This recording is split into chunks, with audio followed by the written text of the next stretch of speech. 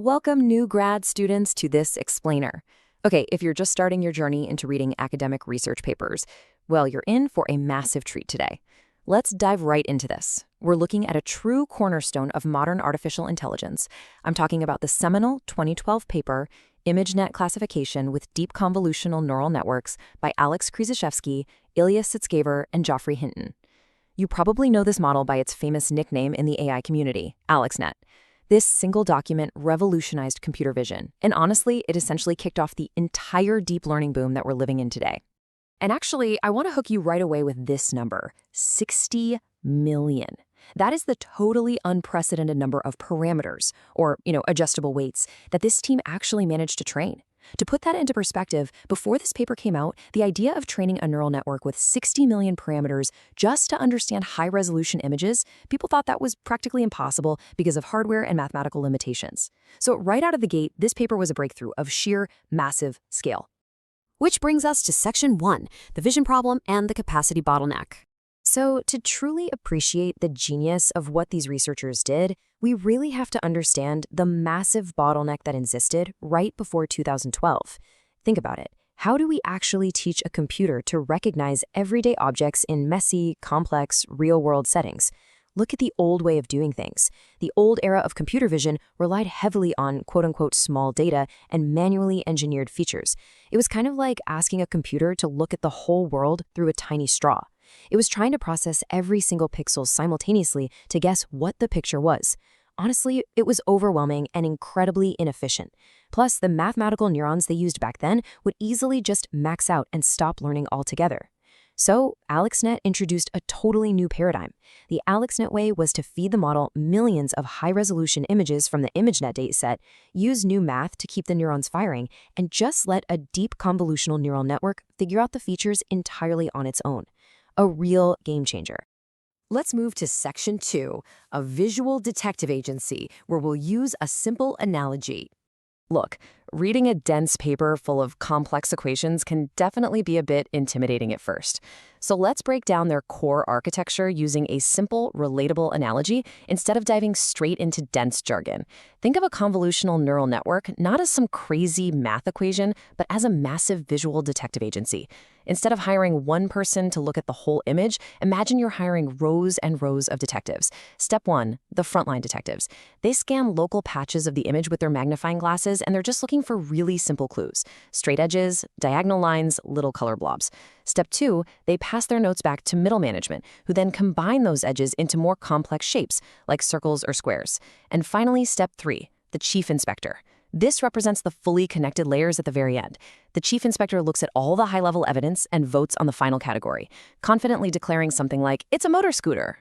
Now, what's absolutely fascinating here is that we can literally see those magnifying glasses in action. Take a look at these 96 little square images. These are the actual visual kernels learned by the very first layer of the network. The mind-blowing part? The researchers didn't program these lines and colors. No. The network taught itself to find these fundamental patterns. It's effectively mimicking the early stages of the human visual system, entirely on its own. How cool is that? Okay, Section 3. Let's dig into how AlexNet actually works by looking at the 80-20 concepts.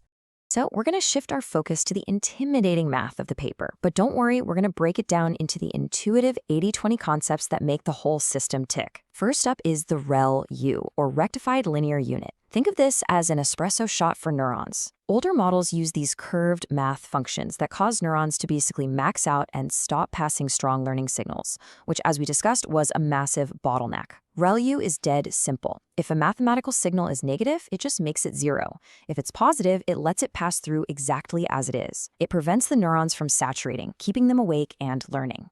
Just notice the dramatic solid line diving down on the graph here, especially when you compare it to the dashed line.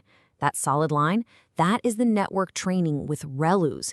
It reached a 25% error rate 6 times faster than the old method. I mean, without ReLUs, training a 60 million parameter neural network would have taken so incredibly long, it would have been practically impossible for them to do. The second massive innovation is something called Dropout. Imagine a group project where the teacher randomly sends half the team home every single day. The remaining members can't just rely on the smart kid to do all the heavy lifting, right? Everyone is forced to learn the material independently. Well, that is exactly what Dropout does. By randomly turning off 50% of the hidden neurons during training, it acts as this brilliant anti-cheating mechanism. It prevents the network from just lazily memorizing the training data and forces it to learn robust, independent features. Next up, we have data augmentation, which is essentially a clever way of generating free training data. The researchers actually wrote Python code to run on the computer's CPU to artificially alter images, all while the GPU was busy training. They extracted random smaller patches from the images, flipped them horizontally, and even slightly altered the color lighting, kind of like an automated Instagram filter. This taught the model that, hey, a cat is still a cat, even if it's upside down, off-center, or bathed in yellow light. It drastically reduced overfitting. Finally, there was a major hardware limitation they had to overcome. A single graphics card back then only had 3 gigabytes of memory. That is definitely not nearly enough for 60 million parameters. So they used what's basically a brain hemisphere metaphor. They split the network across 2 GPUs, acting like a left and right hemisphere, which allowed for parallel processing. The GPUs worked independently on their own features and only communicated with each other at specific checkpoints. This clever workaround allowed them to build a network deep enough to understand the incredible complexity of the ImageNet dataset. Moving on to Section 4, the results, and that record-breaking error rate. So they built this massive visual detective agency with espresso-fueled neurons and anti-cheating mechanisms. What happened when they actually unleashed it? Well, this chart right here is the exact reason the AI world changed literally overnight. The old state-of-the-art error rate for recognizing objects in the ImageNet competition was 28.2%. AlexNet absolutely shattered human expectations by dropping that error rate down to an astonishing 17.0%. That is a visually stunning drop. It's the moment that cemented the historical magnitude of this single research paper. And the crazy thing is, it wasn't just blindly guessing. Take a look at the leopard over on the left. The AI correctly guesses leopard, sure, but look at its runner-up guesses: jaguar, cheetah, and snow leopard. Even its mistakes are incredibly logical. And over on the right, we see the semantic similarity. Look at the elephants. The retrieved images show elephants in completely different poses and backgrounds.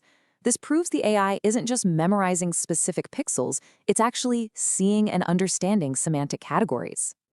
Section 5. Why it matters today and its role in modern AI foundations. So you might be wondering, why are we having you read a paper from 2012? Why does this matter today for your graduate research? Well, because the ideas in this paper are the very foundation of the modern tools you're about to use in your labs. If you're writing code in PyTorch or TensorFlow right now, you are standing directly on the shoulders of this paper. Every single time you type nn.ReLU to solve a learning bottleneck, every time you use nn.Dropout to regularize your dense layers, or whenever you set up a data loader to feed augmented images into your GPU, you are utilizing the exact architecture and pipeline pioneered by Alex Krizhevsky and his team. They prove that end-to-end representation learning scales brilliantly.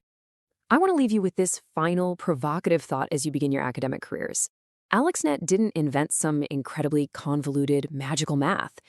They really just took simple ideas, like turning negative numbers to zero with ReLUs or dropping out neurons, and they applied them at a massive, unprecedented scale using GPUs. So if scaling up simple ideas shattered human expectations back in 2012, what elegant, simple idea today is just sitting in a research paper somewhere, waiting for you to give it enough scale to change the world tomorrow? Thank you so much for joining this explainer, and enjoy diving into your research.